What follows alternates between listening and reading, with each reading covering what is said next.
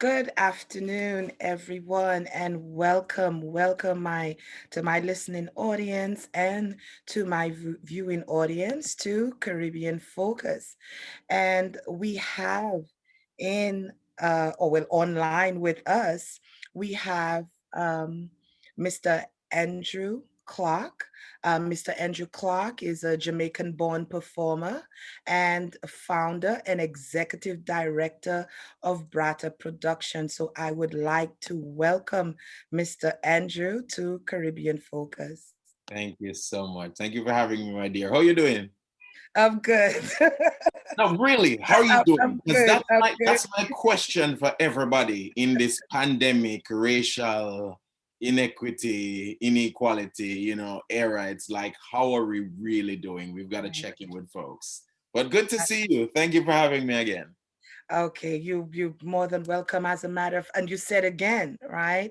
Um, in a sense where we were discussing your affiliation with Braata Productions, and during our last meeting, Mm. you mentioned, and that was in 2015. You discussed some of the plays that your theater workshop has helped produce. So, can you give us an update on your major productions? So since then, 2015, since then, I think our most major work in terms of the theatrical sphere has been our world premiere, Welcome to America, a Caribbean musical. And that is like our baby that we've birthed. Most of the times before then and since then, mostly what we've produced is works that already are in existence. So whether it's emerging writers or writers that are mid-career or well-established, we normally rehearse them and produce them ourselves. But there was also the need to be able to tell our stories and write something that was not already in existence, a story that we thought needed to have been told. And so Welcome to America came about in 2017. So every year since then, we've produced one main stage production, and we also started a reading series where we'd read playwrights, mid-career, emerging, in the hope that we'd be developing these works to take them to the main stage. But Welcome to America tells the story of a young lady that leaves Jamaica. She's an artist, and she's pursuing her dream of being on Broadway. But she comes here, she's undocumented, she has a thick Jamaican accent, and she's now recognizing she's being faced with the realities of what it means to be an immigrant in New York, what it means to be undocumented, what it means to be an artist trying to break into the industry. And that certainly is a huge learning curve. It's a wake up call of sort for her. And since then, we've done a reading of it in 2019 to continue to workshop the musical. And our most recent staging was postponed because of COVID. It was going to go up the last weekend in March. So we're now in rehearsals to do a online virtual sort of iteration of the musical. And you mentioned the immigration aspect of the play, and that is relevant to the time that we're living in right now. To speak more on the relevance of immigration as far as you exposing that subject matter in your plays.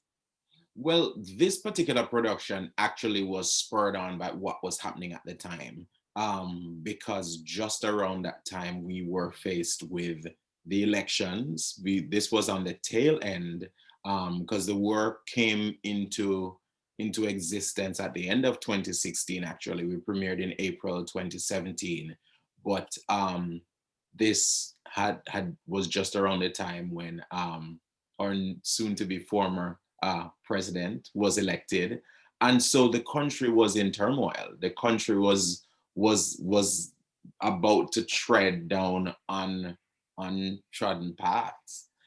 So it was a very uncertain time. It was a scary time for immigrants, and so that has really helped to shape what the musical became. Um, and what is interesting about this particular work, and a lot of stories have been told about, the Caribbean, and it's always the jerk chicken and sun, sand, and sea, feel good sort of thing. But I don't think many people have tackled the immigrant struggle living here in New York, and certainly not as a musical. And so that's why it was important for us to like kind of tell that story. And what came of that was a number of things. Folks that came to the musical, it was sold out, by the way. And folks that came to the musical, who a lot of them weren't Jamaican, they weren't Caribbean, they said, wow, this has really educated me about something that I never thought about before. I just saw you, for example, Andrew, as just an actor. I never thought that your accent would have been a challenge. I never thought of the visa struggles. This idea that even if you want to be an artist here, that's working, you have to have a working visa, and that costs thousands of dollars, and it's hard to get them. It's like you're pulling your life together to be able to justify, getting a visa. So it brought that to light. And then for other folks, they also saw in that young lady and in the story their own stories of coming here as immigrants, documented or undocumented, but recognizing that the struggles by and large are still the same, trying to assimilate. Do you assimilate? Do you stay true to yourself and hold on to your culture and your voice, your accent, or do you try to sound a little bit more American sounding so that you're not teased, whether in school or ridiculed in any other capacity? So yeah, very enlightening in a lot of ways. And you tell these stories, under the name Braata. And could you please tell our listening and viewing audience what's in the name?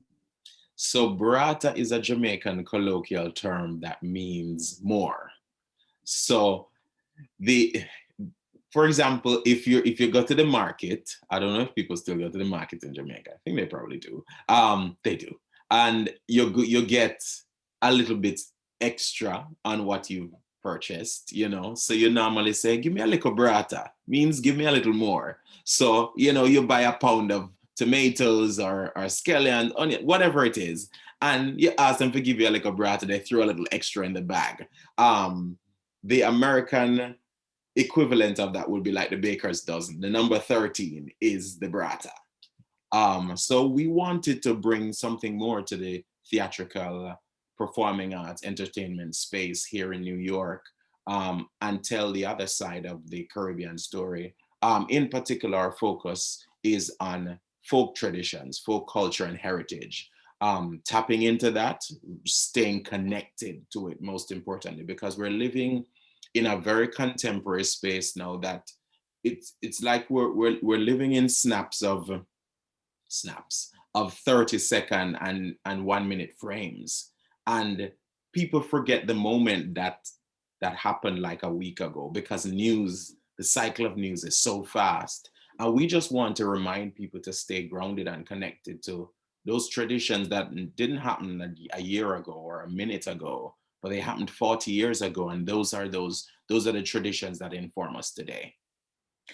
You mentioned, Braata, colloquial term meaning extra, and you've given us extra even in 2015 when you were last on Caribbean Focus. You mentioned the plays Not About Eve and The Black That I Am. And I know you mentioned about it being a sold out show, so that speaks on its success. What are some of the challenges, or if you want to add on to other parts of its success, of what you just mentioned, of it being a sold out show? In addition to that, what were some of the challenges as well? Well, invariably, some of the challenges that you encounter in New York have to do with people's living, where they're living, and the options or their ability or inability to do the art that they'd like to do.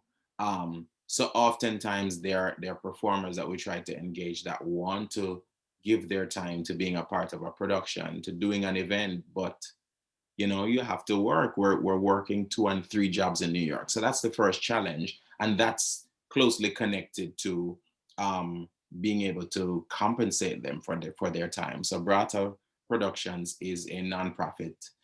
So most of our programs are made possible because of grant funding.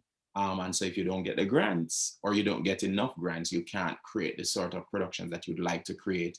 You can't pay the artists the way that you'd like to pay them or enough to justify, them taking their time off to create this great art that we want to create. Theater, for example, sometimes is a 4 to 6 week commitment, 6 days per week, for 3-4 hours per night. That you're asking folks to give up 5-6 days a week for 4 to 6 weeks every week, to a production that may run for a week, or 2 weeks is asking a lot if you're not then compensating them for that time.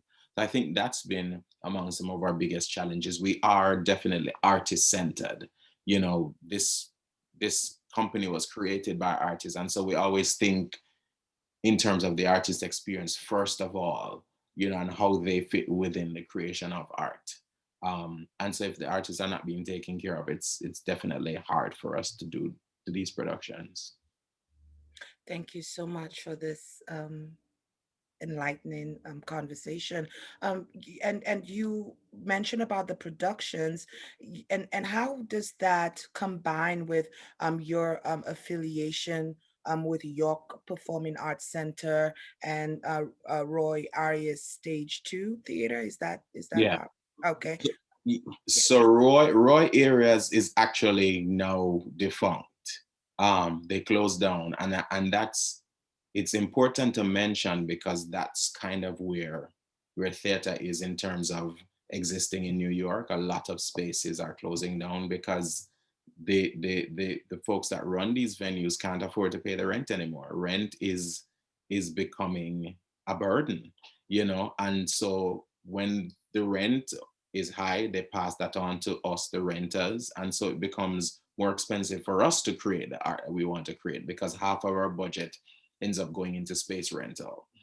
So Roy Ayers is no longer in operation. I think they only have one facility now, the facility that we produced The Black That I Am and Not About Eve at for the first few years that we were in existence.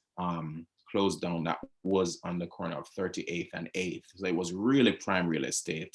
But I figured they were priced out of that space. But we've been fortunate to have a great community partner, local partner here in Queens, in York Performing Arts Center. That's actually where we did a world premiere of Welcome to America in 2017. And they have been a partner that have gone above and beyond because not only are we partnering on the use of their space as a performance and presenting space, but they've also allowed us to use it for rehearsals, which normally, as we've said, takes place over 4 to 6 weeks. And if you're paying for a rehearsal space in that time, it adds up. The average rehearsal space, depending on the size, may cost $30 to $50 an hour. So one 3 or 4 hour rehearsal is $150 to $200 times 6 times 4 to 6 weeks. It adds up. So to be able to get space from them pro bono for rehearsal has been a huge help. And of course, because they're a partner that's fully on board, they also lend us some of their technical staff, and they're supporting that process, right through opening night.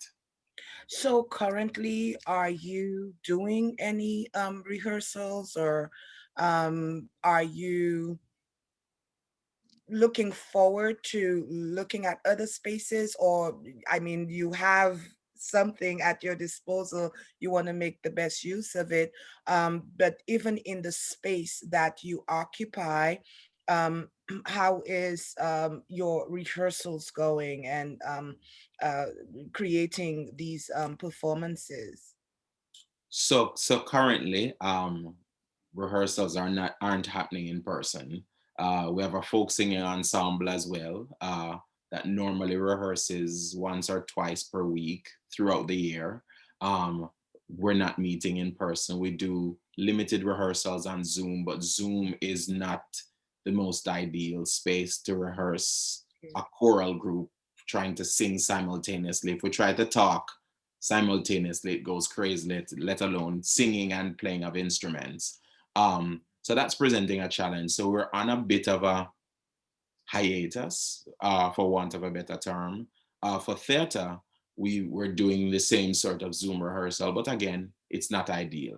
So for the moment, we're rehearsing virtually and doing virtual presentations, where possible, but there is an inherent limitation because art in and of itself is about uh, meeting communally. You want to be in the same room to feel the energies, to feed off each other. And Zoom is a totally different medium that just doesn't create the same sort of feeling. It's not the same art that we're creating.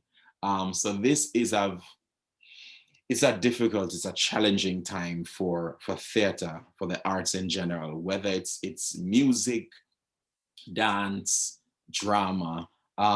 We are in a challenging time because we're not able to meet, we're not able to assemble in person and do what we do best. So, this COVID pandemic era is a is a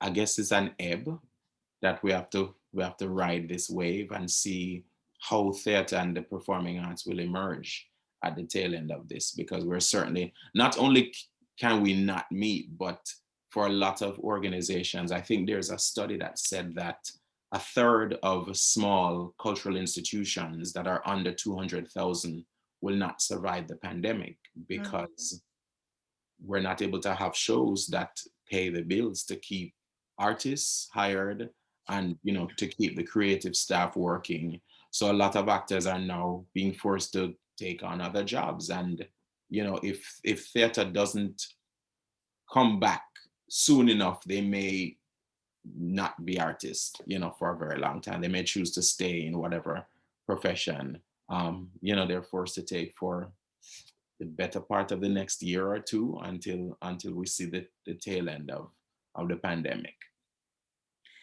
Yes, it is indeed some difficult times affecting, all aspects of our lives, and, especially those in the creative arts, where we have to meet and congregate. And, but we're taking the necessary precautions, just as you explained, in conducting ways to still function, Yeah, right, as yeah. before. An ad hoc version of the creation of art. What can we say? So I was a part of a call, I think it was last week, Friday, when some artist friends of mine, there was no audience, just literally artists just meeting on Zoom to say, we miss performing. Let's perform a poem, let's sing a song, something to exercise the creative muscle, because we're missing that. It's not the same. It's one Zoom performance after the next, one pre-recorded performance to ensure that the quality is good, but it's certainly not the same. As artists, we miss that in-person feeling, but safety is paramount. So Yes. it's certainly not as it's not worth it, like some of these folks that are meeting for parties. You see Mhm. these huge parties that were happening in the summer. Mm. Thespians weren't taking that sort of risk. Our personal safety is paramount. So we were staying home, we've been staying home, and as long as the authorities suggest that we continue to do that, and we're not given the go ahead to assemble once more, we'll be creating art in our living rooms, and, and As we're start as we're doing right now. we're doing right Um, now. Yeah, in man. 2018, you were the recipient of the Prime Minister's Youth Award for Excellence in Arts and Culture, and that same year, you represented Jamaica at the World Championships for the Performing Arts in Hollywood. Mhm. How is or I should say, your connection with Jamaica, being a Jamaican artist yourself. How has been your reception in maybe even traveling back to Jamaica, um, uh, or performing in Jamaica, or how is that environment as compared to New York City? You know, Mhm. how is that? So that was actually back in 2008. So long, long time ago. So I'm going to give you the very honest answer. There are two things at work here. There is the very real celebrity aspect, which I've not attained as a Jamaican. I'm not a celebrity by any stretch of the imagination. If a popular artist is mentioned, my name won't be mentioned with Shaggy and Sean Paul and Elephant Man. Um, and I'm also my focus is theater and culture, which again is not super popular. When you think Jamaican and art, you think dancehall and reggae, first of all. Mm. Um, so when I go to the airport, nobody recognizes me. I'm just another guy in Jamaica. There are also, I think we're at 2.8 million people now. So I'm one of like many persons. Here in New York, certainly within the Jamaican and by extension the Caribbean community, again, depending on what circle you're in, the name may ring a bell for most persons because of kind of how prolific Braata has been over the last 10 years. We've been consistent in producing work. So my name and certainly the name of the company kind of precedes itself. And folks say, oh yeah, man, those folks are simultaneous kind of with synonymous with folk music most times is what we're remembered for, or theater and producing cultural events. So no, I'm not a huge star, but that's never been the reason I've done this. If you wanted to be rich, you would not be an artist. And that's a fact because the work that we do is selfless, especially cultural artists. We're always doing it because of the love of the art, which is unfortunate. I've been adamant that I want to change that narrative. I want to be among those persons that's changing that. Because it's artists like us, the comedians, the performers that have allowed us to survive this pandemic. It's these TikTok videos and videos from Instagram and Facebook that have given us moments of escape, the laughter. They've created skits, and songs and poems to help us survive this wave of being locked away from human connection. But we oftentimes forget them. The artists are oftentimes forgotten in like the mainstream. Mainstream. Yeah. And you mentioned something very important as far as you connecting with other artists or with those who are performing in the plays. That too is giving them some form of semblance in and even before the pandemic, but as far as keeping their talents and their passions alive, you giving them that space to perform. And that is always an exciting and good feeling to have, performers audition and um, and play out the characters. That's always exciting. Yeah, it's funny that you mentioned that because that has probably been the most powerful in terms of our impact on artists. Artists for many years, especially theater artists, have said to us, "Thank you for existing," because Braata allows me to be myself. When you're going to audition, um, in mainstream American theater, you're asked to be something else. You're asked to be someone else. You have to come with the best American accent, because you're auditioning for African American roles. Mm. And if you audition for a Caribbean or Jamaican role, they don't want you to sound authentic. So Mhm. even then you have to be another version of yourself. But an organization like Braata creates space for artists to be their best authentic self, their most authentic self. You know, we want to hear the real Trini, Jamaican, and Bajan accent because those are the stories that we're telling. So we're certainly creating a unique space for Caribbean artists to exist in their best self. So yeah, that's been one of our major achievements. It's one of the things that I'm most proud of, you know, is that we're creating um a space for people to just be themselves and do their Just thing, be you know, and that themselves. space is not often carved out. And that space is Caribbean as well. And you mentioned that um, being authentic, it supersedes everything else. And, Mm. you know, you traveled to Trinidad and Tobago as well. We're in 2010, and that is even more so recent than 2008, where you did the benefit concert.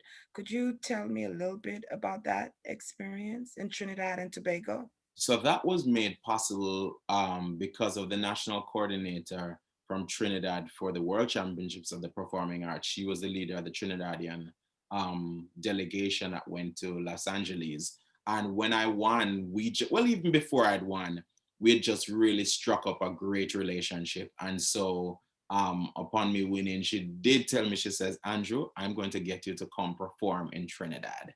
And so we started a partnership of me going to Trinidad and lending my talent to this Gift for Life program, which was making funds available to young people that were struggling with their hospital bills and with health complications. That is amazing. I mean, And it was it's you're doing something as a humanitarian, an ambassador. yes, it did. I think one of the things I love, absolutely love, is performing. Aside from the fact that I'm a producer and director as well, I love performing, and nothing gives me more pleasure than to lend my talent to a cause that is greater than myself. And it's when you're in these situations that you're more appreciative of life because, gosh, we complain about some of the most Monday. mundane things. Like, really, we're worrying about whether we're going to get the new iPhone 12. Oh, my phone's screen is cracked. My iPhone 11 screen is cracked. While, you know, there are folks in the world that don't have a telephone, they don't have running water in their community, they don't have internet to even be able to go on. I mean, we're thinking about the crisis of education that we're in right now.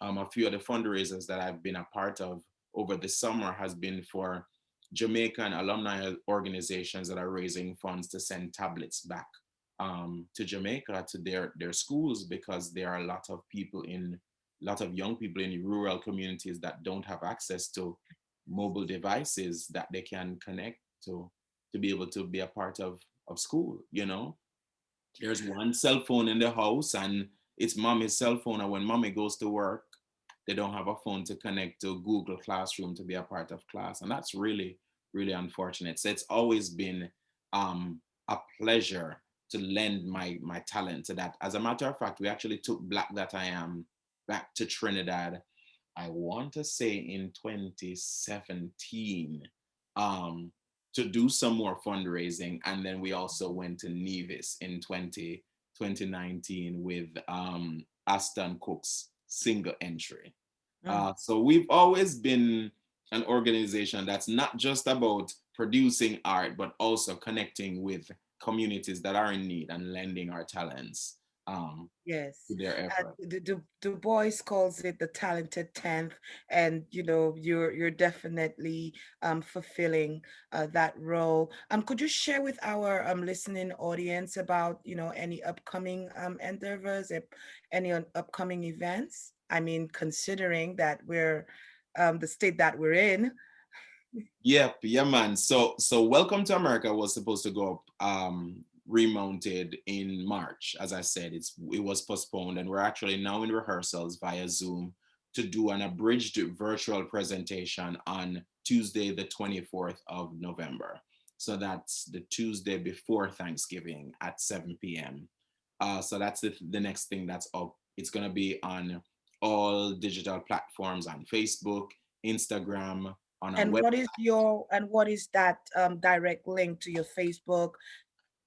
All of those are Braata Productions, Braata Productions with an S.